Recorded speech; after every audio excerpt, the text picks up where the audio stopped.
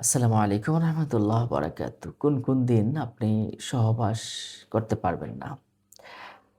এই বিষয়ে আমাকে প্রশ্ন করেছেন। দেখুন, আ আল্লাহ সুবহানাহু ওয়া তাআলা পবিত্র কোরআনে বলেছেন, "নিসাউকুম হারসুল লাকুম ওয়া আন্না শি'তুম।" আ তোমাদের স্ত্রীগণ হচ্ছে তোমাদের শস্যক্ষেত্রের মতো, চাষাবাদের মতো। তোমরা যেভাবে ইচ্ছা তাদেরকে চাষ করতে পারো। তবে কিছু জিনিস আছে যেটা যেভাবে নিষেধ করা হয়েছে। যেমন আপনি যদি পিছনের রাস্তা দিয়ে যদি আপনি আ স্ত্রীর সহবাস করেন, সেটা কিন্তু আপনার জন্য খুবই একটা গর্হিত কাজ। এটা অবৈধ কাজ। এটা রাসূল সাল্লাল্লাহু আলাইহি ওয়াসাল্লাম নিষেধ করেছেন। যারা এই কাজটা করে তারা ৪০ দিন পর্যন্ত তাদের আমল আখলাক আল্লাহর দরবারে পৌঁছয় না। যেটাকে আমরা অ্যানাল সেক্স বলে থাকি। পিছনের রাস্তা দিয়ে আপনি কোনো অবস্থাতেই সেক্স করতে যাবেন না। এতে করে আ ক্ষতি হয়ে যাবে। এ যেমন আপনারও ক্ষতি হতে পারে, বিভিন্ন জীবাণু আসতে পারে, তারও ক্ষতি হয়ে যেতে পারে। হ্যাঁ? স্ত্রী, নারী, পুরুষ দুজনেরই ক্ষতি হওয়ার সম্ভাবনা রয়েছে। আরেকটা বিষয় হলো হায়েজ, নিফাস অবস্থায় স্ত্রীর সহবাস করা। এটা আল্লাহ পাক রব্বুল আলামিন নিষেধ করে দিয়েছেন। রাসূল সাল্লাল্লাহু আলাইহি ওয়াসাল্লাম এটাকে নিষেধ করেছেন। কিভাবে? আল্লাহ পাক বলেছেন, "ইয়াসআলুনাকা আনিল মাহিদ কুল হুয়া আযা।" হে রাসূল সাল্লাল্লাহু আলাইহি ওয়াসাল্লাম, লোকেরা আপনাকে হায়েজ সম্বন্ধে জিজ্ঞেস করবে। আপনি বলে দিন যে এটা খুব একটা কষ্টদায়ক এই সময়ে। হ্যাঁ? কারণ ওই সময় আপনি যদি স্ত্রী সহবাস করেন তাহলে জিন শয়তান এসে আপনার সাথে স্ত্রী সহবাসে লিপ্ত হতে পারে। যার কারণে আপনার হিজড়া সন্তান জন্মগ্রহণ করতে পারে, অঙ্গহানি হতে পারে অথবা আপনার অটিজম বাচ্চা তৈরি হতে পারে।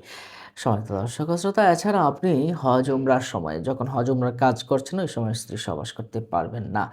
আপনি এহরাম বেঁধে ফেলেছেন, উমরার জন্য বা হজের জন্য। আপনি ওই পর থেকে আপনি আ স্ত্রী সহবাস করতে পারবেন না।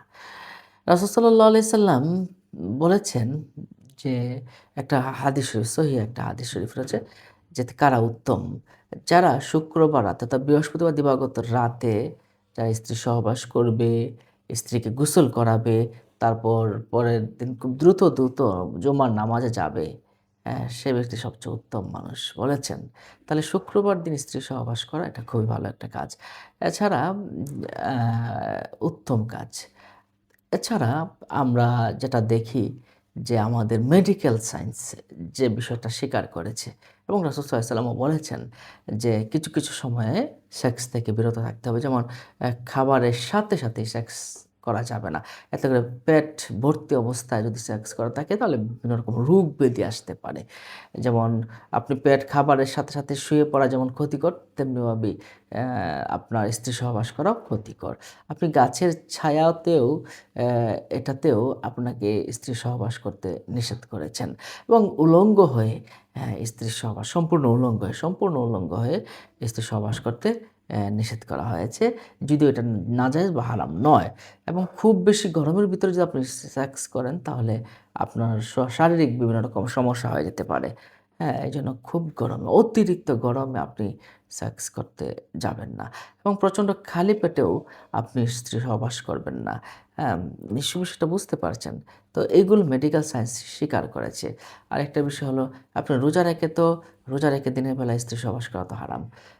সম্মানিত দর্শক ও শ্রোতা, তাহলে আমরা প্রত্যেক দিনই আমরা স্ত্রী সহবাস করতে পারি। তবে অ্যা আমরা কিছু মনীষীগণ যারা তাদের গবেষণা লব্ধ করেছেন যে শনিবার, মঙ্গলবার বিভিন্ন ২-১ টা বারের কথা বলেছেন যে এই বারে সেক্স করলে কিছু প্রবলেম হতে পারে।